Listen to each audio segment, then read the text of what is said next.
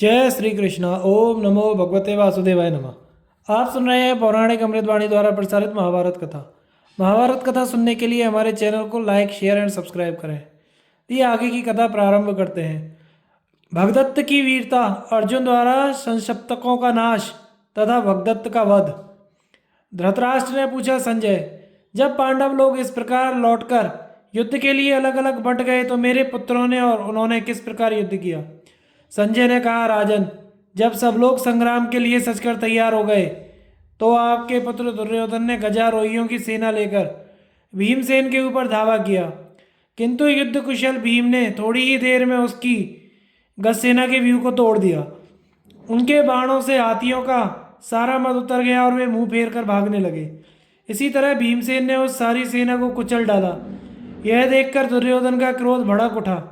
वह भीमसेन के सामने आकर उन्हें अपने पहने बाणों से बींधने लगा, किंतु एक क्षण में ही भीमसेन ने बाण बरसाकर उसे घायल कर दिया तथा दो बाण छोड़कर उसकी ध्वजा में चित्रित मणि में हाथी और धनुष को काट डाला। इस प्रकार दुर्योधन को पीड़ित होते देख अंग देश का राजा हाथी पर सवार हुआ और भीमसेन के सामने आया।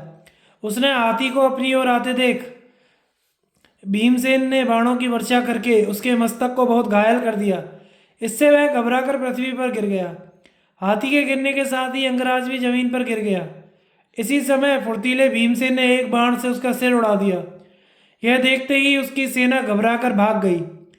इसके बाद ऐरावत के वंश में उत्पन्न हुए एक विशालकाय गजराज पर चढ़कर प्राग ज्योतिष नरेश भगदत्त ने भीमसेन पर आक्रमण किया।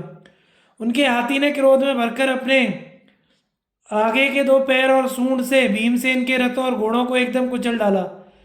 भीमसेन अंजलि का वेद जानते थे, इसलिए वे भागे नहीं बल्कि दौड़कर हाथी के पेट के नीचे छिप गए और बार बार उसे थपथपाने लगे। उस गजराज में 10,000 हाथियों के समान बल था। वह भीमसेन को मार डालने पर तुला हुआ था, इसलिए बड़ी तेजी से कुम्हार के चाक के समान चक्कर लगाने लगा। तब भीमसेन ने नीचे से निकलकर उसके सामने आ गए। हाथी ने उन्हें सूंड से गिराकर घुटनों से मसलना आरंभ किया। तब भीमसेन ने अपने शरीर को घुमाकर उसकी सूंड से निकाल लिया। वे फिर उसके शरीर के नीचे छुप गए। कुछ देर में वे उससे बाहर आकर बड़े वेग से भाग गए। यह देखकर सारी सेना में बड़ा कोलाहल होने लगा। पांडवों की सेना उस हाथी से बहुत डर गई और जहां भीमसेन खड़े थे वहीं पहुंच गई। तब महाराज युधिष्ठिर ने पांचाल वीरों को साथ लेकर राजा भगदत्त को सब ओर से घेर लिया और उन पर सैकड़ों हजारों बाणों से वार किया, किंतु भगदत्त ने पांचाल वीरों के उस प्रहार को अपने अंकुश से ही व्यर्थ कर दिया। फिर अपने हाथी से ही पांचाल और पांडव वीरों को रौंदने लगे। संग्राम भूमि में भगदत्त का यह बड़ा ही अद्भुत पराक्रम था। इसके बाद दशाण देश का राजा हाथी पर चढ़कर भगदत्त के सामने आया। अब दोनों हाथियों का बड़ा भयंकर युद्ध छिड़ गया। भगदत्त के हाथी ने पीछे हटकर फिर एक साथ ऐसी टक्कर मारी कि दशाण राज के हाथी की पसलियां टूट गईं। वह तुरंत पृथ्वी पर गिर गया। इसी समय भगदत्त ने साथ चमचमाते हुए तोमरों से हाथी पर बैठे हुए दशाण राज को मार डाला। अब युधिष्ठिर ने बड़ी भारी रथ सेना लेकर भगदत्त को चारों ओर से घेर लिया, किंतु प्राग ज्योतिष नरेश ने अपने हाथी को यकायक सात्यकी के रथ पर छोड़ दिया। हाथी ने उसके रथ को उठाकर बड़े वेग से दूर फेंक दिया, किंतु सात्यकी रथ में से कूद गया। तब कृति का पुत्र रुचिपर्वा भगदत्त के सामने आया। वह एक रथ पर सवार था। उसने काल के समान बाणों की वर्षा करनी आरंभ कर दी, किंतु भगदत्त ने एक ही बाण से उसे यमराज के घर भेज दिया। वीर रुचिपर्वा के मारे जाने पर अभिमन्यु, द्रौपदी के पुत्र चेकितान, धृष्टकेतु और युयुत्सु आदि योद्धा भगदत्त के हाथी को तंग करने लगे। उसका काम तमाम करने के लिए उन्होंने उस पर बाणों की ऐसी वर्षा आरंभ कर दी, किंतु जब महावत ने उसे एड़ी, अंकुश और अंगूठे से गुदगुदाकर बढ़ाया तो वह सूंड फैलाकर तथा कान और नेत्रों को स्थिर करके शत्रुओं की ओर चला। उसने युयुत्सु के घोड़ों को पैर से दबाकर उसके सारथी को मार डाला। तब युयुत्सु तुरंत ही रथ से कूदकर भाग गया। अब अभिमन्यु ने 12, युयुत्सु ने 10, द्रौपदी के 5 पुत्र और धृष्टकेतु ने 3-3 बाण मारकर उसे घायल कर दिया। शत्रुओं की बाण वर्षा ने उसे बहुत ही पीड़ा पहुंचाई। महाभक्त ने उसे फिर युक्तिपूर्वक बढ़ाया। इससे कुपित होकर वह शत्रुओं को उठा उठाकर अपने दाएं बाएं फेंकने लगा। इससे सभी वीरों को भय ने दबा लिया। गजारोही, अश्वारोही, रथी, राजा सभी डरकर भागने लगे। उस समय उनके कोलाहल से बड़ा भीषण शब्द होने लगा। वायु बड़े वेग से बह रही थी, इसलिए आकाश और समस्त सैनिक धूल से ढक गए। इस प्रकार भगदत्त ने अनेकों पराक्रम दिखाने पर जब अर्जुन ने आकाश में धूल उड़ती देखी और हाथी की चिंगार सुनी तो उन्होंने श्री कृष्ण से कहा, मधुसूदन, मालूम होता है कि प्राग ज्योतिष नरेश भगदत्त आज हाथी पर चढ़कर हमारी सेना पर टूट पड़े हैं। निस्संदेह चिंगार उन्हीं के हाथी की है। मेरा तो ऐसा विचार है कि ये युद्ध में इंद्र से कम नहीं है। इन्हें गजारोहियों में पृथ्वी भर में सबसे श्रेष्ठ कहा जा सकता है।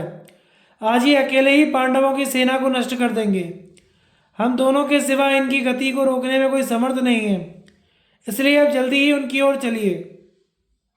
अर्जुन के ऐसा कहने पर भगवान कृष्ण उनके रथ को उसी ओर ले चले जिधर भगदत्त पांडवों की सेना का संहार कर रहे थे। उन्हें जाते देख 14,000 संशप्तक, 10,000 त्रिगर्त और 4,000 नारायणी सेना के वीर पीछे से पुकारने लगे। अब अर्जुन का हृदय दुविधा में पड़ गया। वे सोचने लगे कि मैं संशप्तकों की ओर लौटूं या राजा युधिष्ठिर के पास जाऊं। इन दोनों में से कौन काम करना विशेष हितकर होगा। अंत में उनका विचार संशप्तकों के वध करने के पक्ष में ही अधिक स्थिर हुआ। इसलिए वे अकेले ही हजारों वीरों का सफाया करने के विचार से फिर संशप्तकों की ओर लौट पड़े। संशप्तक महारथियों ने 1,000 बाण अर्जुन पर छोड़े। उनसे बिल्कुल ढक जाने के कारण अर्जुन, कृष्ण तथा उनके घोड़े, रथ सभी दिखने बंद हो गए। तब अर्जुन ने बात की बात में ही उन्हें ब्रह्मास्त्र से नष्ट कर दिया। फिर उनके बाणों से संग्राम भूमि में अनेकों ध्वजाएं, घोड़े, सारथी, हाथी और महावत कट कट कर गिर गए। अनेक वीरों की भुजाएं, जिनमें रिष्टि, प्रास, तलवार, बकनक, मुदगर और फरसे आदि थे, कट कट कर इधर उधर फैल गई। उनके सिर जहां तहां लुढ़कने लगे। अर्जुन का यह अद्भुत पराक्रम देखकर श्री कृष्ण को बड़ा आश्चर्य हुआ।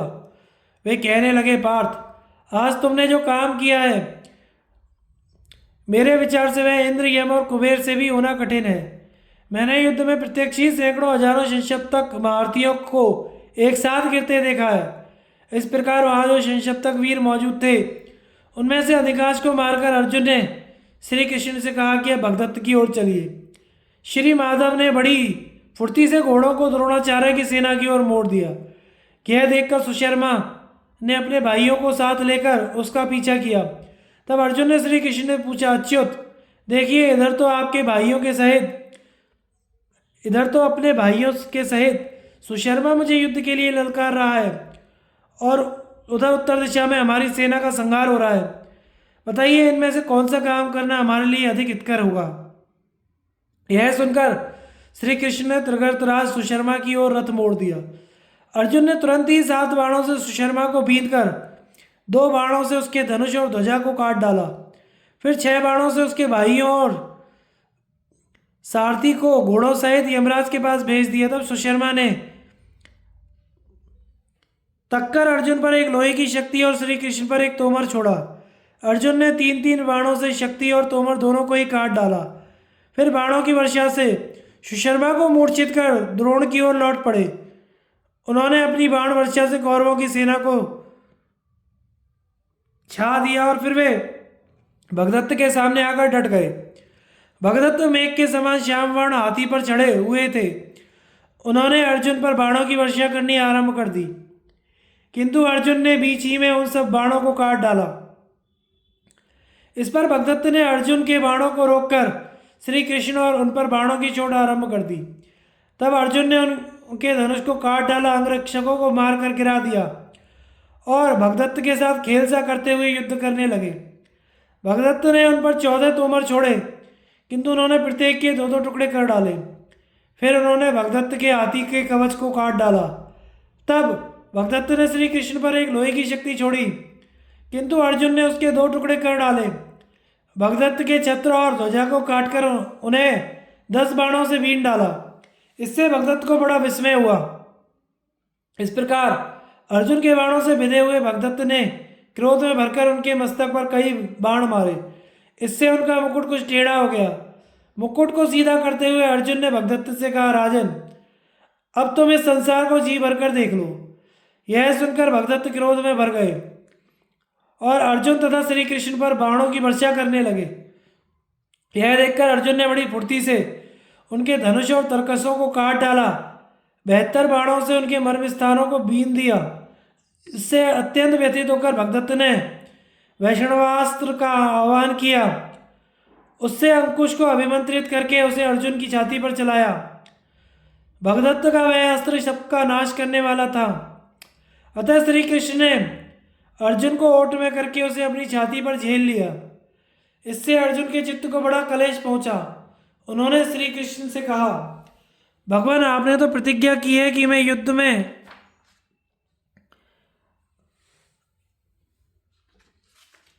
युद्ध ना करके केवल सारथी का काम करूंगा, किंतु अब आप अपनी प्रतिज्ञा का पालन नहीं कर रहे हैं। यदि मैं संकट में पड़ जाता या अस्त्र निवारण करने में असमर्थ हो जाता, उस समय आपका ऐसा करना उचित होता। आपको तो यह भी मालूम है कि मेरे हाथ में धनुष और बाण हो तो मैं देवता, असुर और मनुष्यों सहित संपूर्ण लोगों को जीतने में समर्थ हूं। यह सुनकर भगवान श्री कृष्ण ने अर्जुन से यह रहस्यपूर्ण वचन कहे, कुंती नंदन, सुनो, मैं तुम्हें एक गुप्त बात बतलाता हूं जो पूर्व काल में घटित हो चुकी है। मैं 4 स्वरूप धारण कर सदा संपूर्ण लोगों की रक्षा में तत्पर रहता हूं। अपने को ही अनेक रूपों में विभक्त करके संसार का हित करता हूं। नारायण नाम से प्रसिद्ध मेरी एक मूर्ति इस भूमंडल पर रहकर तपस्या करती है। दूसरी मूर्ति जगत के शुभाशुभ कर्मों पर दृष्टि रखती है। तीसरी मनुष्य लोक में आकर नाना प्रकार के कर्म करती है। और चौथी वह है जो हजारों वर्षों तक जल में शयन करती है। वह मेरा चौथा विग्रह जब 1000 वर्ष के पश्चात शयन से उठता है, उस समय वर पाने योग्य भक्तों और ऋषि महर्षियों को उत्तम वरदान देता है। एक बार जबकि वही समय प्राप्त था, पृथ्वी देवी ने जाकर मुझसे यह वरदान मांगा कि मेरा पुत्र नरकासुर देवता और असुरों से अवध्य हो, उसके पास वैष्णवास्त्र रहे। पृथ्वी की यह याचना सुनकर मैंने उसके पुत्र को अमोघ वैष्णवास्त्र दे दिया। उससे कहा, पृथ्वी, यह अमोघ वैष्णवास्त्र नरकासुर की रक्षा के लिए उसके पास रहेगा। अब इसे कोई मार नहीं सकेगा। पृथ्वी की मनोकामना पूरी हुई और वह ऐसा ही हो कहकर चली गई। तब वह नरकासुर भी दुर्धर्ष होकर शत्रुओं को संताप देने लगा। अर्जुन, वही मेरा वैष्णवास्त्र नरकासुर से भगदत्त को प्राप्त हुआ था। इंद्र और रुद्र आदि देवताओं के सहित संपूर्ण लोकों में कोई भी ऐसा नहीं है जो इस अस्त्र से मारा ना जा सके। अतः तुम्हारी प्राण रक्षा के लिए ही मैंने इस अस्त्र की चोट स्वयं सह ली और इसे व्यर्थ कर दिया। अब भगदत्त के पास यह दिव्य अस्त्र नहीं रहा, अतः इस महान असुर को तुम मार डालो। महात्मा श्री कृष्ण के ऐसा कहने पर अर्जुन ने सहसा ही तीक्ष्ण बाणों की वर्षा करके भगदत्त को ढक दिया और उनके हाथी के दोनों कुंभ स्थलों के बीच में बाण मारा। वह बाण पूंछ सहित उनके मस्तक में धंस गया। फिर तो भगदत्त के बार बार हाँकने पर भी हाथी आगे न बढ़ सका और आर्त स्वर से चिंगाड़ते हुए उसने प्राण त्याग दिए। तब श्री कृष्ण ने अर्जुन से कहा, पार्थ, यह भगदत्त बहुत बड़ी उम्र का है। इसके सिर के बाल सफेद हो गए। पलकें ऊपर न उठने के कारण इसकी आंखें प्राय बंद रहती हैं। इस समय इसने आंखों को खुली रखने के लिए कपड़े की पट्टी से पलकों को ललाट में बांध रखा है। भगवान के कहने से अर्जुन ने बाण मारकर भगदत्त के सिर की पट्टी काट दी। उसके कटते ही भगदत्त की आंखें बंद हो गईं। तत्पश्चात एक अर्धचंद्राकार बाण मारकर अर्जुन ने राजा भगदत्त की छाती छेद दी। उनका हृदय फट गया और प्राण पखेरु उड़ गए। हाथ से धनुष बाण छूटकर गिर पड़े। पहले उनके मस्तक से खिसककर पगड़ी गिरी, फिर वे स्वयं पृथ्वी पर गिर गए। इस प्रकार अर्जुन ने उस युद्ध में इंद्र के सखा राजा भगदत्त का वध किया और कौरव पक्ष के अन्य योद्धाओं का भी संहार कर डाला।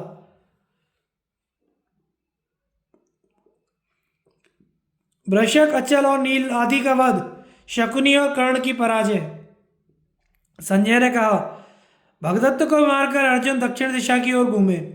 उधर से गांधार और सुबल के दो पुत्र वृषक और अचल आदि आ पहुंचे। दोनों भाई युद्ध में अर्जुन को पीड़ित करने लगे। एक तो अर्जुन के सामने खड़ा हो गया और दूसरा पीछे। फिर दोनों एक साथ तीखे बाणों से उन्हें बींधने लगे। तब अर्जुन ने अपने पहने बाणों से वृषक के सारथी, धनुष, छत्र, ध्वजा, रथ और घोड़ों की धज्जियां उड़ा दी और नाना प्रकार के अस्त्रों और बाण समूहों से बींधकर गंधार देशीय योद्धाओं को व्याकुल कर डाला। साथ ही क्रोध में भरकर उन्होंने 500 गांधार वीरों को यमलोक भेज दिया। वृषक के रथ के घोड़े मारे जा चुके थे, इसलिए उससे कूदकर वह अपने भाई अचल के रथ पर जा बैठा और उसने दूसरा धनुष हाथ में ले लिया। अब तो वे वृषक और अचल दोनों भाई बाणों की वर्षा करके अर्जुन को बींधने लगे। वे दोनों रथ पर एक दूसरे से सटकर बैठे थे। उसी अवस्था में अर्जुन ने एक ही बाण से दोनों को मार डाला। दोनों एक साथ रथ से नीचे गिर गए। राजन, अपने दोनों मामाओं को मरा देखकर आपके पुत्र आंसू बहाने लगे। भाइयों को मृत्यु के मुख में पड़ा देख सैकड़ों प्रकार की माया जानने वाले शकुनी ने श्री कृष्ण और अर्जुन को मुंह में डालने के लिए माया की रचना की। उस समय समस्त दिशाओं और उपदिशाओं से अर्जुन पर लोहे के गोले, पत्थर, शतग्नि, शक्ति, गदा, परेग, तलवार, शूल, मुदगर, पट्टे, रिष्टि, नख, मूसल, फरसा, छुरा, छुरप्र, नालिक, वत्सदंत, अस्थि, संधि, चक्र, बाण और प्रास आदि अस्त्र शस्त्रों की वर्षा होने लगी। गधे, ऊंट, भैंसे, सिंह, व्याघ्र, चीते, रीछ, कुत्ते, गिद्ध, बंदर, सांप और नाना प्रकार के राक्षस और पक्षी भूखे तथा क्रोध में भरे हुए सब ओर से अर्जुन पर टूट पड़े। अर्जुन तो दिव्य अस्त्रों का ज्ञाता था ही, सहसा बाणों की वृष्टि करते हुए उन जीवों को मारने लगे। अर्जुन के सुदृढ़ सहायकों की मार पड़ने से वे सभी जोर जोर से चीत्कार करते हुए नष्ट हो गए। इतने में ही अर्जुन के रथ पर अंधेरा छा गया। उसमें से बड़ी क्रूर वाणी सुनाई देने लगी, परंतु उन्होंने ज्योतिष नामक अत्यंत उत्तम अस्त्र का प्रयोग करके उस भयंकर अंधकार का नाश कर दिया। अंधेरा दूर होते ही वहां भयानक जलधाराएं गिरने लगी। तब अर्जुन ने आदित्यास्त्र का प्रयोग करके वह सारा जल सुखा दिया। इस प्रकार शकुनी ने अनेकों प्रकार की मायाएं रची, किंतु अर्जुन ने हंसते हंसते अपने अस्त्र बल से उन सबका नाश कर दिया। जब संपूर्ण माया का नाश हो गया और शकुनी अर्जुन के बाणों से विशेष आहत हो गया, तो वह भयभीत होकर रणभूमि से भाग गया। तदनंतर अर्जुन कौरव सेना का विध्वंस करने लगे। वे बाणों की वर्षा करते हुए आगे बढ़ते चले जा रहे थे, किंतु कोई भी धनुर्धर वीर उन्हें रोक न सका। अर्जुन की मार से पीड़ित हो आपकी सेना इधर उधर भागने लगी। उस समय घबराहट के कारण आपके बहुत से सैनिकों ने अपने ही पक्ष के योद्धाओं का संहार कर डाला। अर्जुन हाथी, घोड़े और मनुष्यों पर उस समय दूसरा बाण नहीं छोड़ते थे। एक ही बाण से आहत होकर वे प्राणहीन हो धराशायी हो जाते थे। मारे गए मनुष्य, हाथी और घोड़ों की लाशों से भरी हुई इस रणभूमि की अद्भुत शोभा हो रही थी। सभी योद्धा बाणों की मार से व्याकुल हो रहे थे। उस समय बाप बेटे को, बेटा बाप को छोड़कर चल देता था। मित्र मित्र की बात नहीं पूछता था। लोग अपनी सवारी भी छोड़कर भाग गए थे। इधर द्रोणाचार्य अपने तीक्ष्ण बाणों से पांडव सेना को छिन्न भिन्न करने लगे। अद्भुत पराक्रमी द्रोण जिस समय उन योद्धाओं को कुचल रहे थे, सेनापति धृष्टद्युम्न ने स्वयं आकर द्रोण को चारों ओर से घेर लिया। फिर तो द्रोणाचार्य और धृष्टद्युम्न में अद्भुत युद्ध होने लगा। दूसरी ओर अग्नि के समान तेजस्वी राजा नील अपने बाणों से कौरव सेना को भस्म करने लगा। उसे इस प्रकार संहार करता देख अश्वत्थामा ने हंसकर कहा, नील, तुम अपनी बाणाग्नि से इन अनेक योद्धाओं को क्यों भस्म कर रहे हो? साहस हो तो केवल मेरे साथ लड़ो। यह ललकार सुनकर नील ने बाणों से अश्वत्थामा को बीन दिया। तब उसने भी 3 बाण मारकर नील के धनुष, ध्वजा और छत्र को काट डाला। यह देखकर नील हाथ में ढाल तलवार ले रथ से कूद पड़ा और अश्वत्थामा के सिर को काटना ही चाहता था कि उसी ने भाला मारकर नील के कुंडल सहित मस्तक को काट गिराया। नील पृथ्वी पर गिर पड़ा। उसकी मृत्यु से पांडव सेना को बड़ा दुख हुआ। इतने में ही अर्जुन बहुत से संशप्तकों को जीतकर जहां द्रोणाचार्य पांडव सेना का संहार कर रहे थे वहां आ पहुंचा और कौरव योद्धाओं को अपने शस्त्रों की आग में जलाने लगे। उनके सहस्त्रों बाणों से पीड़ित होकर कितने ही हाथी सवार, घुड़सवार और पैदल सैनिक भूमि पर गिरने लगे। कितने ही आर्त स्वर से कराहने लगे। कितनों ने ही गिरते ही प्राण त्याग दिए। उनमें से जो उठते गिरते भागने लगे, उन योद्धाओं को अर्जुन ने युद्ध संबंधी नियम का स्मरण करके नहीं मारा। भागते हुए कौरव हा कर्ण ऐसा पुकारने लगे। शरणार्थियों का वह करुण क्रंदन सुनकर, वीरों डरो मत, ऐसा कहकर कर्ण अर्जुन का सामना करने चला गया। कर्ण अस्त्रवेत्ताओं में श्रेष्ठ था। उसने उस समय आग्नेयास्त्र प्रकट किया, परंतु अर्जुन ने उसे शांत कर दिया।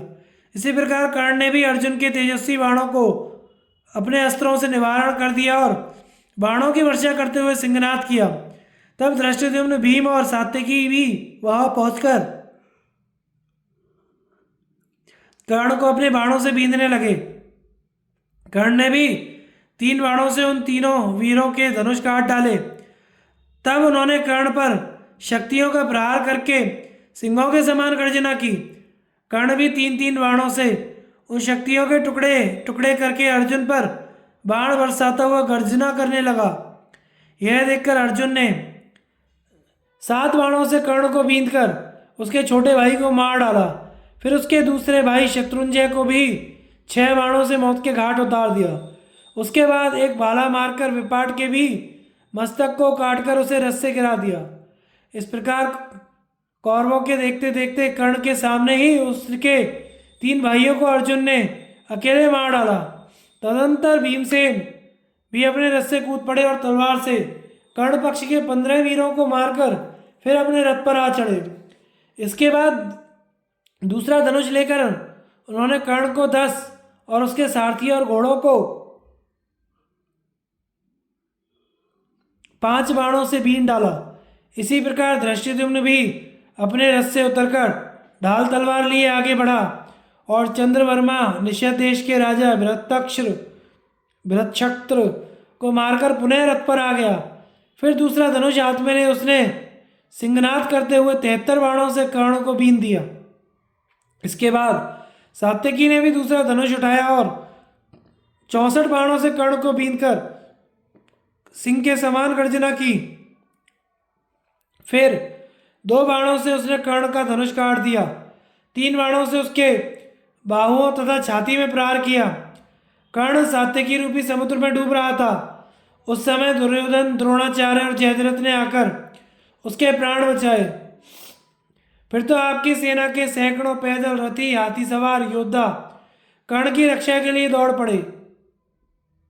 दूसरी ओर धृष्टद्युम्न, भीमसेन, अभिमन्यु, नकुल और सहदेव सात्यकी की रक्षा करने लगे। इस प्रकार वहां समस्त धनुर्धारियों का नाश करने के लिए महाभयानक संग्राम छिड़ गया। आपके और पांडव पक्ष के वीरों में प्राणों का मोह छोड़कर युद्ध होने लगा। इतने में सूर्य अस्ताचल को जा पहुंचा। तब दोनों ओर के थकी मांदी एवं लहूलुहान हुई सेनाएं एक दूसरे को देखती हुई धीरे धीरे अपने शिविर को लौट गईं। चक्रव्यूह का निर्माण और अभिमन्यु की प्रतिज्ञा।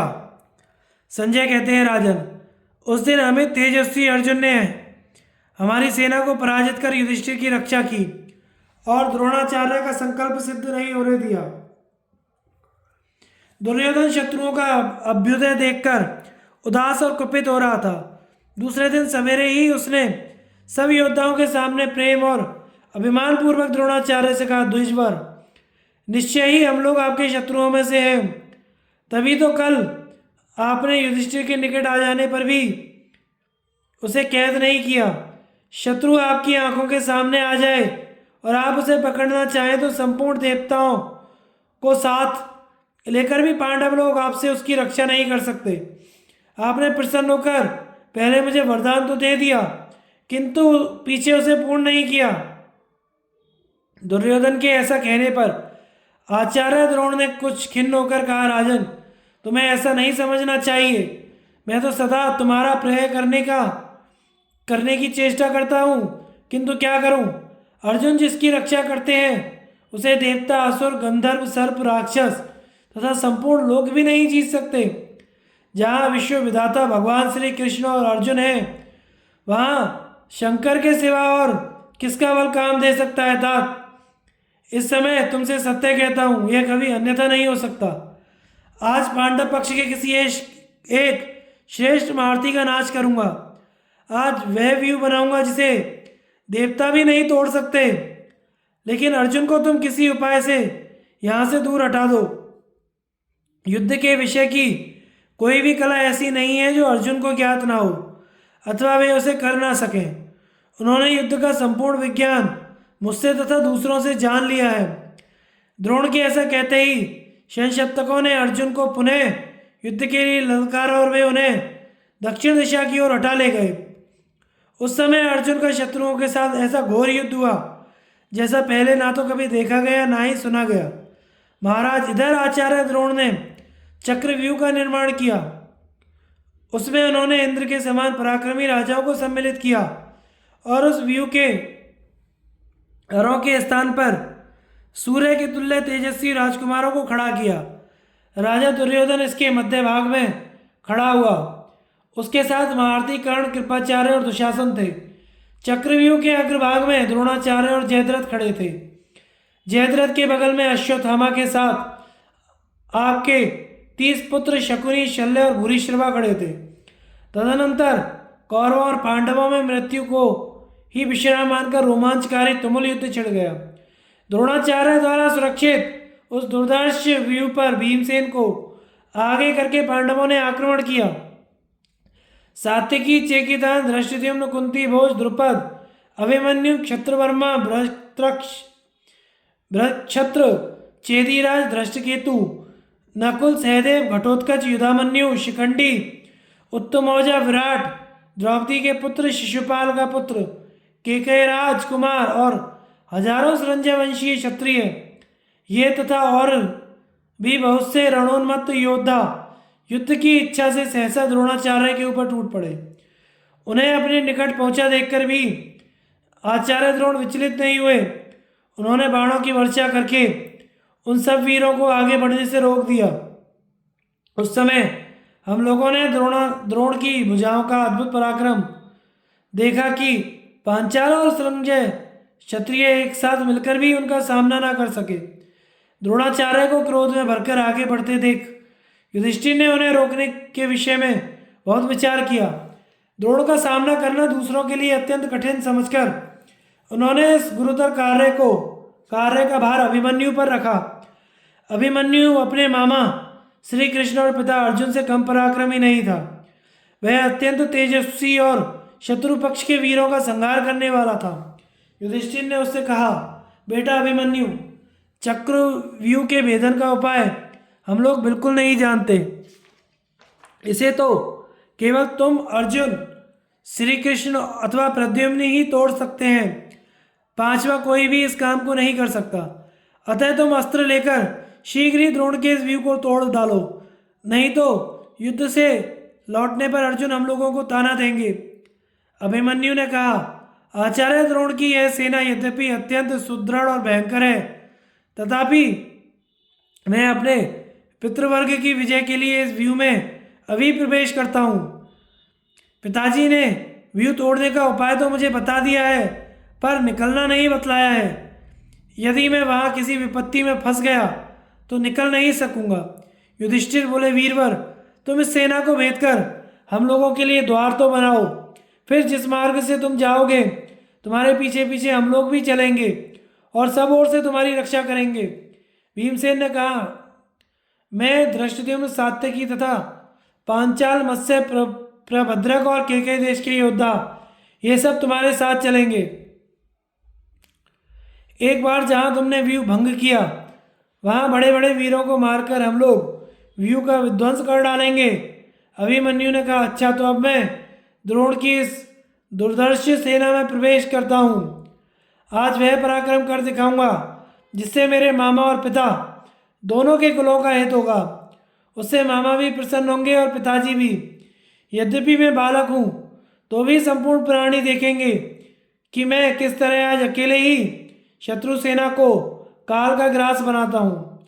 यदि जीते जी युद्ध में मेरे सामने आकर कोई जीवित बच जाए तो मैं अर्जुन का पुत्र नहीं और माता सुभद्रा के गर्भ से मेरा जन्म नहीं हुआ।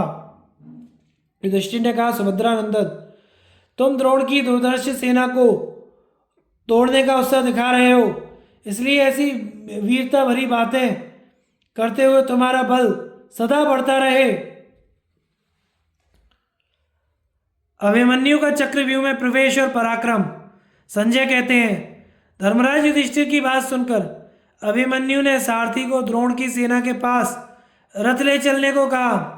जब बारंबार चलने की आज्ञा दी तो सारथी ने उससे कहा, आयुष्मान, पांडवों ने आप पर बहुत बड़ा भार रख दिया है। आप थोड़ी देर इस पर विचार कर लीजिए, फिर युद्ध कीजिएगा। आचार्य द्रोण बड़े विद्वान हैं, उन्होंने उत्तम अस्त्र विद्या में बड़ा परिश्रम किया है। इधर आप सुख और आराम में पले बड़े हैं तथा युद्ध विद्या में उनके समान निपुण भी नहीं है। सारथी की बात सुनकर अभिमन्यु ने उससे हंसकर कहा, सूत, यह द्रोण अथवा क्षत्रिय समुदाय क्या है? यदि साक्षात इंद्र देवताओं के साथ आ जाएं अथवा भूत गणों को साथ लेकर शंकर उतर आवें तो मैं उनसे भी युद्ध कर सकता हूँ। इस क्षत्रिय समूह को देखकर मुझे आज आश्चर्य नहीं हो रहा है। यह संपूर्ण शत्रु सेना मेरी 16वीं कला के बराबर भी नहीं है।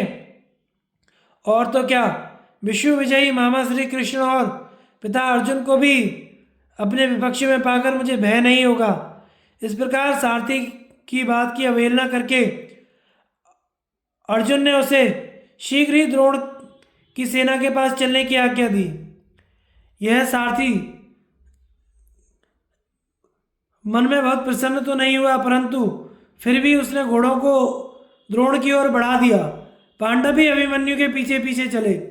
उसको आते देख कौरव पक्ष के सभी योद्धा द्रोण को आगे करके उसका सामना करने के लिए डट गए। अर्जुन का पुत्र अर्जुन से भी बढ़कर पराक्रमी था। वह युद्ध की इच्छा से द्रोण आदि महारथियों के सामने इस प्रकार जा डटा जैसे हाथियों के आगे सिंह का बच्चा हो। अभिमन्यु अभी व्यू की और 20 कदम बढ़ा था कि कौरव योद्धा उसके ऊपर प्रहार करने लगे। फिर तो एक दूसरे का संहार करने वाले उभय पक्ष के योद्धाओं में घोर संग्राम होने लगा। उस भयंकर युद्ध में द्रोण के देखते देखते व्यू भेदकर अभिमन्यु उसके भीतर घुस गया। वहां जाने पर उसके ऊपर बहुत से योद्धा टूट पड़े, परंतु वीर अभिमन्यु अस्त्र चलाने में फुर्तीला था। जो जो वीर उसके सामने आए सबको अपने मर्म भेदी बाणों से मारने लगा। उसके पहने बाणों की मार पड़ने से घायल हो बहुत से योद्धा धराशायी हो गए। मरे हुए वीरों की लाशों और उसके टुकड़ों से वहां की भूमि ढक गई। धनुष, बाण, ढाल, तलवार, अंकुश, तोमर आदि बहुत से शस्त्रों और आभूषणों से युक्त हजारों वीरों की भुजाओं को अभिमन्यु ने काट डाला तथा रथों को तोड़ डाला। उसने अकेले ही भगवान विष्णु के समान अचिंतनीय पराक्रम कर दिखाया। राजन, उस समय आपके पुत्र और आपके पक्ष के योद्धा 10 दिशाओं की ओर देखते हुए भागने की राह ढूंढने लगे। उनके मुंह सूख गए, नेत्र चंचल हो रहे थे, बदन से पसीना बह रहा था, रोए खड़े हो गए थे। वे शत्रु को जीतने का साहस खो बैठे। अगर कुछ उत्साह था तो वहां से निकल भागने का। मरे हुए पुत्र, पिता, भाई, बंधु तथा संबंधियों को छोड़कर अपना प्राण बचाने की इच्छा से घोड़े, हाथियों को उतावली के साथ हाँकते हुए सब लोग भाग चले। अमित तेजस्वी अभिमन्यु के द्वारा अपनी सेना को इस प्रकार तितर बितर होते देख दुर्योधन अत्यंत क्रोध में भरा हुआ उसके सामने आया। द्रोणाचार्य की आज्ञा से और भी बहुत से योद्धा वहां आ पहुंचे। दुर्योधन को चारों ओर से घेर कर उसकी रक्षा करने लगे। इसी समय द्रोण, अश्वत्थामा, कृपाचार्य, कर्ण, कृतवर्मा, शकुनी, बृहद्बल, शल्य, भूरी, भूरिश्रवा, शल, पौरव और वृषसेन ने सुभद्रा कुमार पर तीखे बाणों की वर्षा करके उसे आच्छादित कर दिया। इस प्रकार अभिमन्यु को मोहित करके उन्होंने दुर्योधन को बचा लिया। जैसे मुंह का गिलास छिन जाए उसी प्रकार दुर्योधन का निकल जाना अभिमन्यु से नहीं सहा गया।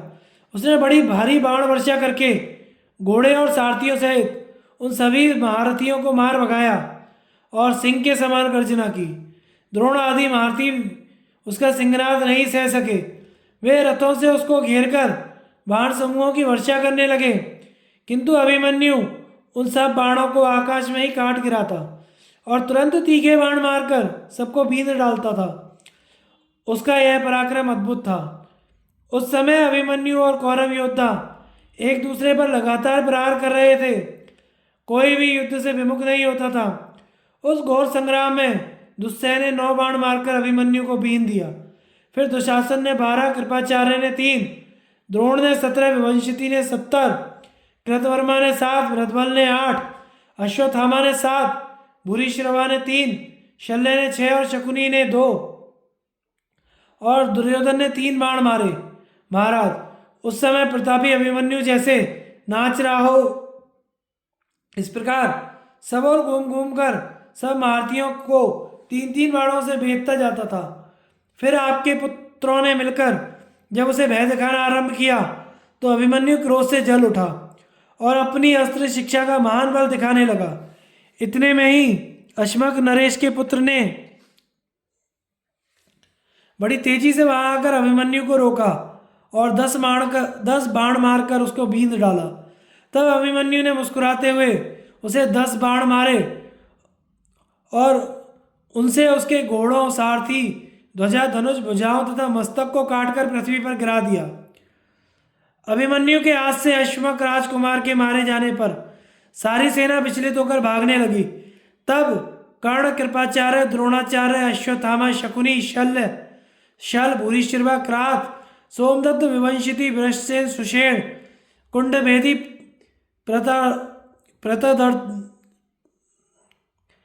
प्रतर्दन, बृंदारक, ललित, प्रभाव, दीर्घलोचन और दुर्योधन इन सब ने क्रोध में भरकर अभिमन्यु पर बाण वर्षा आरंभ कर दी।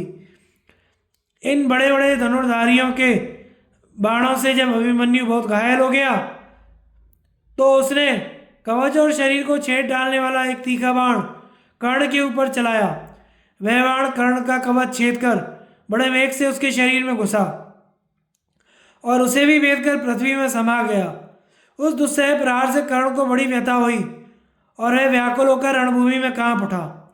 इसी प्रकार क्रोध में भरे हुए अभिमन्यु ने 3 बाणों से सुषेण, दीर्घलोचन और कुंडभेदी को भी मारा।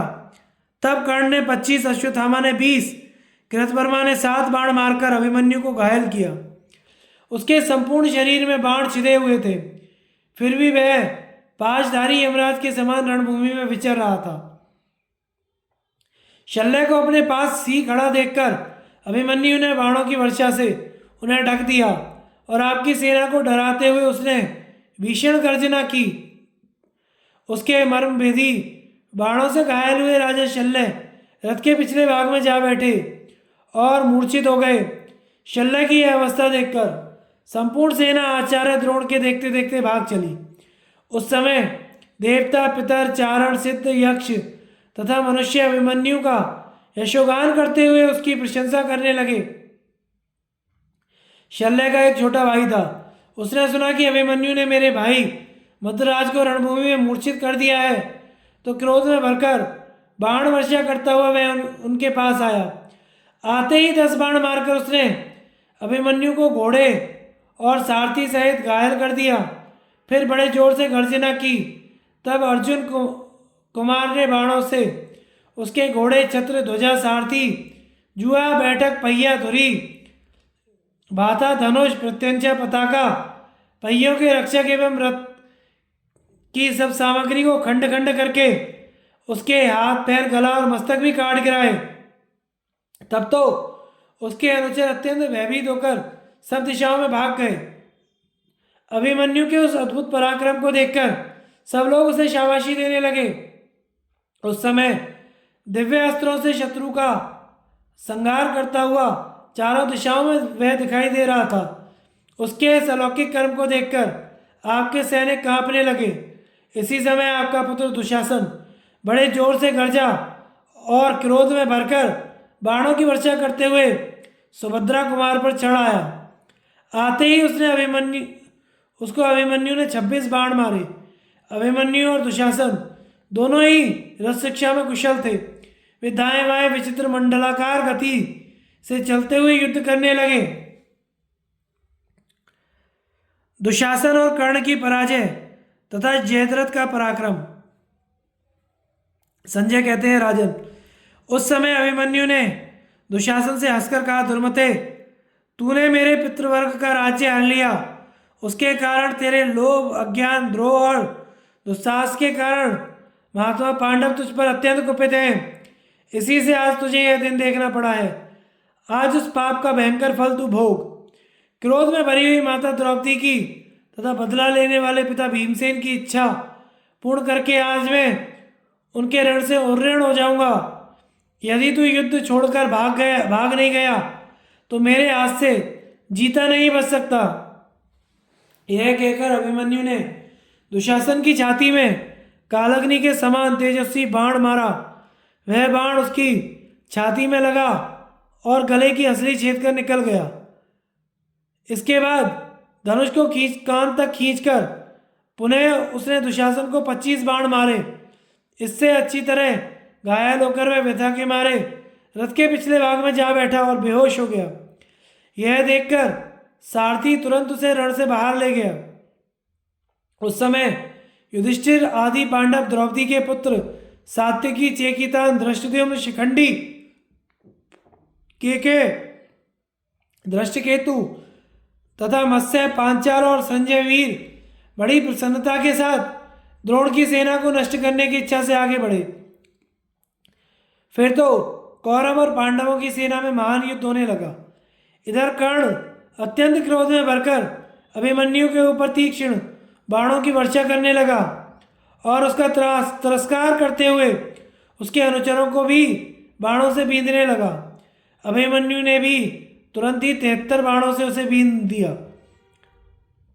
उस समय उसकी गति कोई नहीं रोक सका। तदनंतर कर्ण ने अपने उत्तम अस्त्र विद्या का प्रदर्शन करते हुए सैकड़ों बाणों से अभिमन्यु को बींध डाला। कर्ण द्वारा पीड़ित होकर भी सुभद्रा नंदन शिथिल नहीं हुआ। उसने तेज बाणों से शूरवीर के धनुष को काटकर कर्ण को भी खूब घायल किया। साथ ही उसके छत्र, ध्वजा, सारथी और घोड़ों को भी हंसते हंसते बींध डाला। फिर कर्ण ने भी उसे कई बाण मारे, किंतु अभिमन्यु ने अविचल भाव से सबको झेल लिया और मुहूर्त भर में एक ही बाण से कर्ण के धनुष और ध्वजा को काटकर पृथ्वी पर गिरा दिया। इस प्रकार कर्ण को संकट में फंसा देख उसका छोटा भाई सुदृढ़ धनुष ले अभिमन्यु का सामना करने को आ गया। उसने आते ही 10 बाण मारकर अभिमन्यु को छत्र, ध्वजा, सारथी और घोड़ों सहित बीन डाला। यह देखकर आपके पुत्र बहुत प्रसन्न हुए। तब अभिमन्यु ने मुस्कुराकर एक बाण से ही उसका मस्तक काट दिया। राजन, भाई को मरा देखकर कर्ण को बहुत दुख हुआ। इधर सुभद्रा कुमार ने कर्ण को विमुख देखकर दूसरे धनुर्धरों पर धावा किया। क्रोध में भरकर वह हाथी, घोड़े, रथ, पैदलों से युक्त उस विशाल सेना का संहार करने लगा। कर्ण तो उसके बाणों से बहुत पीड़ित हो चुका था, इसलिए अपने शीघ्रगामी घोड़ों को हाँककर रणभूमि से भाग गया। इससे व्यू टूट गया। उस समय टिड्डियों या जल की धाराओं के समान अभिमन्यु के बाणों से आकाश आच्छादित हो जाने के कारण कुछ सूझ नहीं पड़ता था। सिंधुराज जयद्रथ के सिवा दूसरा कोई रथी वहां टिक ना सका। अभिमन्यु ने अपने बाणों से शत्रु सेना को दग्ध करते हुए व्यू में विचरण किया। रथ, घोड़े, हाथी, मनुष्यों का संहार होने लगा। पृथ्वी पर बिना मस्तक की लाशें बिछ गईं। कौरव योद्धा अभिमन्यु के बाणों से छत विक्षत हो प्राणों को बचाने के लिए भागने लगे। उस समय वे सामने खड़े हुए अपने ही दल के लोगों को मारकर आगे बढ़ रहे थे। अभिमन्यु उस सेना को खदेड़ खदेड़ मार रहा था। व्यू के बीच में तेजस्वी अभिमन्यु ऐसा दिख पड़ता था जैसे तिनकों के ढेर में प्रज्वलित अग्नि। धृतराष्ट्र ने पूछा, संजय, अभिमन्यु ने जिस समय व्यू में प्रवेश किया उस समय युधिष्ठिर की सेना का कोई वीर उसके साथ गया था या नहीं? संजय ने कहा, महाराज, युधिष्ठिर, भीमसेन, शिखंडी, सात्यकी, नकुल, सहदेव, धृष्टद्युम्न, विराट, द्रुपद, केके, धृष्टकेतु, मत्स्य आदि योद्धा व्यूहाकार में संगठित होकर अभिमन्यु की रक्षा के लिए उसके साथ चले। उन्हें धावा करते देख आपके सैनिक भागने लगे। तब आपके जमाता जयद्रथ ने दिव्य अस्त्रों का प्रयोग करके पांडवों को सेना सहित रोक दिया। धृतराष्ट्र ने कहा, संजय, मैं तो समझता हूँ जयद्रथ के ऊपर यह बहुत बड़ा भार आ पड़ा जो अकेले होने पर भी उसने क्रोध में भरे हुए पांडवों को रोका। भला जयद्रथ ने कौन सा ऐसा महान तप किया था जिससे वह पांडवों को रोकने में समर्थ हो सका? संजय ने कहा, जयद्रथ ने वन में द्रौपदी का अपहरण किया था। उस समय भीमसेन से उसे परास्त होना पड़ा था। इस अपमान से दुखी होकर उसने बड़ी कठोर तपस्या की। भक्तवत्सल भगवान ने उस पर दया करके स्वप्न में दर्शन देकर कहा, जयद्रथ, मैं तुझ पर प्रसन्न हूँ, इच्छा अनुसार वर मांग लो। वह प्रणाम करके बोला, मैं चाहता हूँ अकेले ही समस्त पांडवों को युद्ध में जीत सकूं। भगवान ने कहा, सौम्य, तुम अर्जुन को छोड़कर शेष 4 पांडवों को युद्ध में जीत सकोगे। अच्छा ऐसा ही वरदान, अच्छा ऐसा ही हो। यह कहते कहते उसकी नींद टूट गई। उस वरदान से और दिव्यास्त्र के बल से ही जयद्रथ ने अकेले होने पर भी पांडव सेना को आगे नहीं बढ़ने दिया। उसकी प्रत्यंचा की टंकार होते ही शत्रु वीरों पर भय छा गया और आपके सैनिकों को बड़ा हर्ष हुआ। उस समय सारा भार जयद्रथ के ऊपर देखकर आपके क्षत्रिय वीर कुलाल करते हुए युधिष्ठिर की सेना पर टूट पड़े। अभिमन्यु ने व्यू के जिस भाग को तोड़ डाला था उसे जयद्रथ के योद्धाओं ने पुनः भर दिया। फिर उसने सात्यकी को 3, भीमसेन को 8, धृष्टद्युम्न को 7, 60 और विराट को 10 बाण मारे। इस प्रकार द्रुपद को 5, शिखंडी को 7, केके राजकुमारों को 25, द्रौपदी के प्रत्येक पुत्र को 3-3 और युधिष्ठिर को 70 बाणों से बीन डाला। साथ ही दूसरे योद्धाओं को भी बाणों से बींधकर उन्हें पीछे हटा दिया। उसका यह काम अद्भुत ही हुआ। तब राजा युधिष्ठिर ने हंसते हंसते एक तीक्ष्ण बाण से जयद्रथ का धनुष काट डाला। जयद्रथ ने पलक मारते ही दूसरा धनुष लेकर युधिष्ठिर को 10, अन्य योद्धाओं को 3-3 बाण मारकर बीन दिया। उसके हाथ की फुर्ती देखकर भीमसेन ने 3 बाणों से उसके धनुष, ध्वजा और छत्र को काट गिराया। जयद्रथ ने पुनः दूसरा धनुष उठाया, उसकी प्रत्यंचा चढ़ाकर भीम के धनुष, ध्वजा और घोड़ों का संहार कर डाला। घोड़ों के मारे जाने पर भीमसेन उस रथ से कूदकर सात्यकी के रथ पर जा बैठे। जयद्रथ का यह पराक्रम देख आपके सैनिक प्रसन्न हो उसे शाबाशी देने लगे। इतने में ही अभिमन्यु ने उत्तर दिशा की ओर युद्ध करने वाले हाथी सवारों को मारकर पांडवों के लिए मार्ग दिखाया, किंतु जयद्रथ ने उसे भी रोक लिया। मत्स्य, पांचाल, केके और पांडव वीरों ने बहुत कोशिश की पर वे जयद्रथ को न हटा सके। आपके शत्रुओं में से जो भी द्रोण की सेना का व्यू तोड़ने का प्रयत्न करता उसे जयद्रथ वरदान के प्रभाव से रोक देता। अभिमन्यु के द्वारा कौरव सेना के कई प्रमुख वीरों का संहार संजय कहते हैं, तदनंतर दुर्धर्ष वीर अभिमन्यु ने उस सेना के भीतर घुसकर इस प्रकार तहलका मचाया जैसे बड़ा भारी मगर समुद्र में हलचल पैदा कर देता है। आपकी सेना के प्रधान वीरों ने रथों से अभिमन्यु को घेर रखा था, तो भी उसने वृषसेन के सारथी को मारकर उसके धनुष को काट डाला। बलवान वृषसेन भी अपने बाणों से अभिमन्यु के घोड़ों को बींधने लगा। घोड़े रथ लिए वहां से हवा हो गए। यह विघ्न आ पड़ने से सारथी रथ को दूर ले गया। थोड़ी ही देर में शत्रुओं को भी रौंदते हुए अभिमन्यु को पुनः आते देख बसातिये ने तुरंत उसका सामना किया। उसने अभिमन्यु को 60 बाणों से घायल कर डाला। तब अभिमन्यु ने बसातिये की छाती में एक ही बाण मारा, जिससे वह प्राणहीन होकर पृथ्वी पर गिर गया।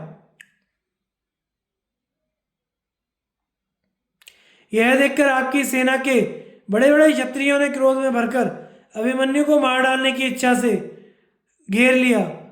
उसके साथ उनका बड़ा घोर भयंकर युद्ध हुआ। अभिमन्यु ने कुपित हो उनके धनुष और बाणों के टुकड़े टुकड़े करके कुंडल और मालाओं से मंडित मस्तक भी काट डाले।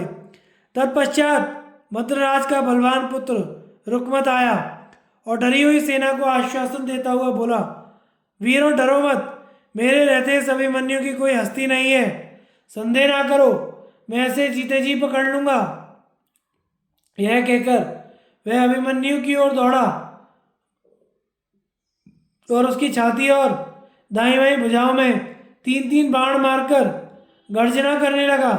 तब अभिमन्यु ने उसका धनुष काट दिया और शीघ्र ही उसकी दोनों भुजाओं और मस्तक को भी काटकर पृथ्वी पर गिरा दिया।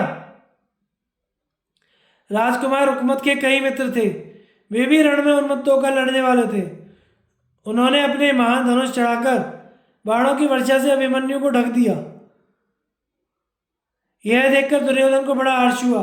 उसने यही समझा कि अब तो अभिमन्यु यमलोक में पहुंच गया, किंतु अभिमन्यु ने उस समय गंधर्वास्त्र का प्रयोग किया। वह अस्त्र बाणों की वृष्टि करता हुआ युद्ध में कभी एक तो कभी 100 कभी हजारों की संख्या में दिखाई देता था। अभिमन्यु ने रथ संचालन की कला और गंधर्वास्त्र की माया से उन राजकुमारों को मोहित करके उनके शरीर के सैकड़ों टुकड़े कर डाले। कितनों के ही धनुष, ध्वजा, घोड़े, सारथी, भुजाएं और मस्तक काट डाले। एक अभिमन्यु के द्वारा इतने राजपुत्रों को मारा देख दुर्योधन भयभीत हो गया। वह रथी, हाथी, घोड़ों और पैदलों को रणभूमि में गिरते देखकर क्रोध में भरा हुआ अभिमन्यु के पास आया। उन दोनों में युद्ध छिड़ गया। अभी क्षण भर भी पूरा नहीं हो पाया था कि सैकड़ों बाणों से आहत होकर दुर्योधन भाग गया। धृतराष्ट्र ने कहा, सूत, जैसा कि तुम बता रहे हो, अकेले अभिमन्यु का बहुत से योद्धाओं के साथ संग्राम हुआ और उसमें उसकी विजय भी हुई। सहसा इस बात पर विश्वास नहीं होता। वास्तव में सुभद्रा कुमार का यह पराक्रम आश्चर्यजनक है, किंतु जिन लोगों को धर्म पर भरोसा है उनके लिए यह कोई अद्भुत बात नहीं है। संजय, जब दुर्योधन भाग गया और सैकड़ों राजकुमार मारे गए, उस समय मेरे पुत्रों ने अभिमन्यु के लिए क्या उपाय किया?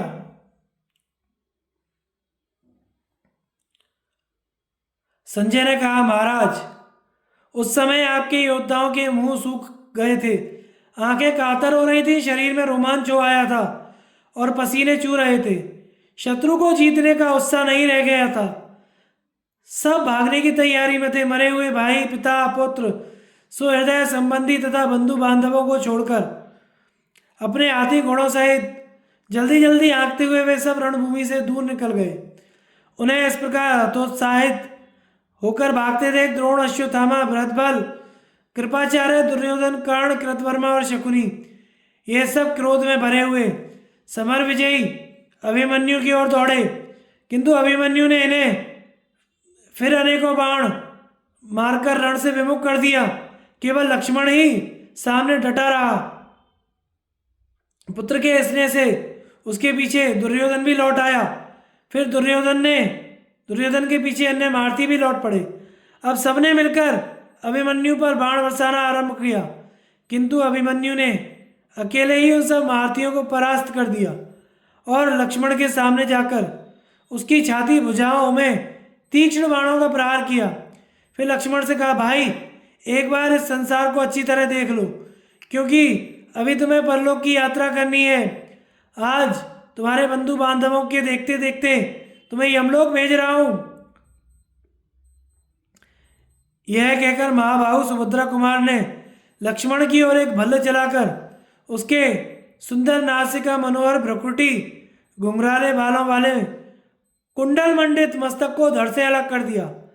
कुमार लक्ष्मण को मरा देखकर लोगों में हाहाकार मच गया। अपने प्यारे पुत्र के गिरते ही दुर्योधन के क्रोध की सीमा नहीं रही। उसने समस्त क्षत्रियों को पुकार कर कहा, मार डालो इसे। तब द्रोण, कृप, कर्ण, अश्वत्थामा, भृतबल तथा कृतवर्मा इन 6 महारथियों ने अभिमन्यु को चारों ओर से घेर लिया, किंतु अर्जुन कुमार ने अपने तीखे बाणों से घायल करके उन सबको पुनः भगा दिया। बड़े वेग से जयद्रथ की सेना की ओर धावा किया। यह देखकर कलिंग और निषाद वीरों के साथ किरात पुत्र ने आकर हाथियों की सेना से अभिमन्यु का मार्ग रोक दिया। फिर तो उनके साथ बड़ा भयानक युद्ध हुआ। अभिमन्यु ने उस गज सेना का संहार कर दिया। तदनंतर किरात अर्जुन कुमार पर बाण समूहों की वर्षा करने लगा। इतने में भागे हुए द्रोण आदि महारथी लौट आए और अपने धनुष की टंकार करते हुए अभिमन्यु पर चढ़ाए, किंतु उसने अपने बाणों से उन सभी महारथियों को रोककर किरात पुत्र को भली भांति पीड़ित किया। फिर असंख्य बाणों की वर्षा करके उसके धनुष, बाण, केयूर, बाहु, मुकुट और मस्तक को भी काट डाला। साथ ही उसके छत्र, ध्वजा, सारथी और घोड़ों को भी रणभूमि में गिरा दिया। किरात के गिरते ही सेना के अधिकांश योद्धा विमुख होकर भागने लगे। तब द्रोण आदि 6 महारथियों ने पुनः अभिमन्यु को घेरा। यह देखकर अभिमन्यु ने द्रोण को 50, भृतबल को 20, कृतवर्मा को 80, कृपाचार्य को 60 और अश्वत्थामा को 10 बाणों से बीन डाला। तदनंतर उसने कौरवों की कीर्ति बढ़ाने वाले वीर वृंदारक को आपके पुत्रों के देखते देखते ही मार डाला। तब अभिमन्यु ने के ऊपर द्रोण ने 100, अश्वत्थामा ने 8, कर्ण ने 22, कृतवर्मा ने 20, भृतबल ने 50, कृपाचार्य ने 10 बाण मारे।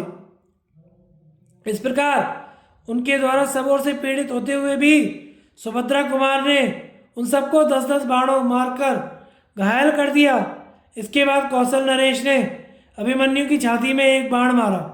अभिमन्यु ने भी उसके घोड़े, ध्वजा, धनुष, सारथी को काटकर पृथ्वी पर गिरा दिया। रस्सेहीन होकर कौशल नरेश ने ढाल तलवार हाथ में ले ली और अभिमन्यु के कुंडल युक्त मस्तक को काट लेने का विचार किया। इतने में ही अभिमन्यु ने उसकी छाती में बाण मारा। उसके लगते ही कौशलराज का हृदय फट गया और वे उस रणभूमि में गिर गए। साथ ही अभिमन्यु ने वहां उन 10,000 महाबली राजाओं का भी वध कर दिया, जो खड़े खड़े अमंगल सूचक बातें निकाल रहे थे। इस प्रकार सुभद्रानंदन बाणों की वर्षा से आपके योद्धाओं की गति रोककर रणभूमि में विचरने लगा। अभिमन्यु के द्वारा कौरव वीरों का संहार और 6 महारथियों के प्रयत्न से उसका वध। संजय कहते हैं, तदनंतर कर्ण और अभिमन्यु दोनों परस्पर युद्ध करते हुए लहूलुहान हो गए। इसके बाद कर्ण के 6 मंत्री सामने आए।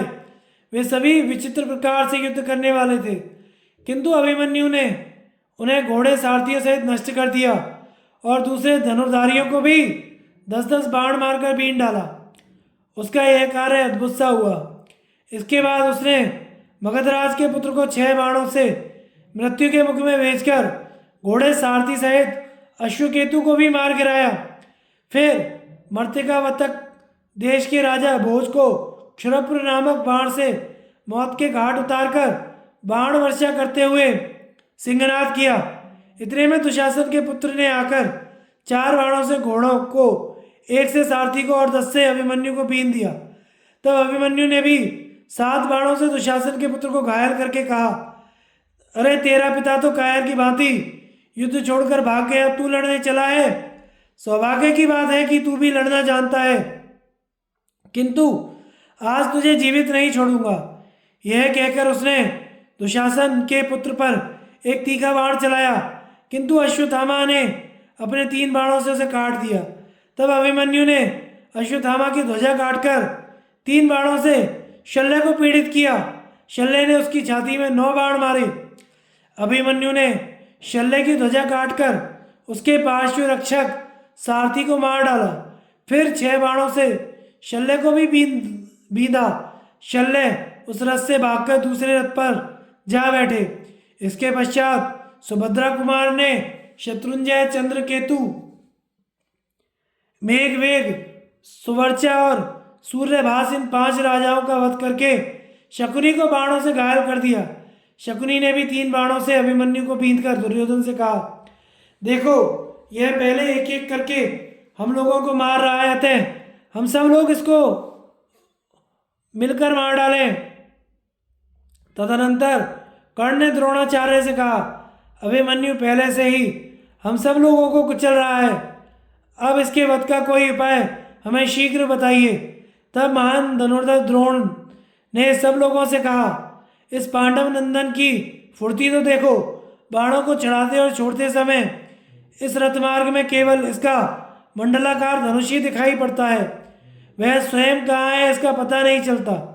सुभद्रानंदन अपने बाणों से मुझे छत्त विछत्त कर रहा है, मेरे प्राण मूर्छित हो रहे हैं, तो भी इसका यह पराक्रम देखकर मुझे हर्ष ही होता है। अपने हाथों की फुर्ती के कारण यह समस्त दिशाओं में बाण वर्षा कर रहा है। इस समय अर्जुन में तथा इसमें कोई अंतर दिखाई नहीं देता। यह सुनकर कर्ण ने अभिमन्यु के बाणों से हाथ धोकर पुनः द्रोण से कहा, आचार्य अभिमन्यु मुझे बड़ा कष्ट दे रहा है, मुझे साहसपूर्वक खड़ा रहना चाहिए, यही सोचकर अभी तक खड़ा हूँ। इस तेजस्वी कुमार के तीखे बाण मेरे हृदय को चीर डालते हैं। कर्ण की बात सुनकर आचार्य द्रोण हंसे और धीरे से बोले, एक तो यह तरुण राजकुमार स्वयं ही शीघ्र पराक्रम दिखाने वाला है, दूसरे इसके कवच अभेद्य हैं। इसके पिता अर्जुन को जो मैंने कवच धारण विद्या सिखाई थी, निश्चय ही उस संपूर्ण विद्या को यह भी जानता है। अतः यदि इसका धनुष और प्रत्यंचा काटी जा सके, बागडोर काटकर घोड़े, पार्श्व रक्षक और सारथी मार दिए जा सकें, तो काम बन सकता है। राधानंदन तुम बड़े धनुर्धर हो, यदि कर सको तो यही करो। इस प्रकार से असहाय करके इसे रण से भगाओ और पीछे से प्रहार करो। यदि इसके हाथ में धनुष रहा तो देवता और असुर भी इसे नहीं जीत सकते। आचार्य की बात सुनकर कर्ण ने बाणों से अभिमन्यु के धनुष को काट डाला। कृतवर्मा ने उसके घोड़ों को, कृपाचार्य ने पार्श्व रक्षक तथा सारथी को मार डाला।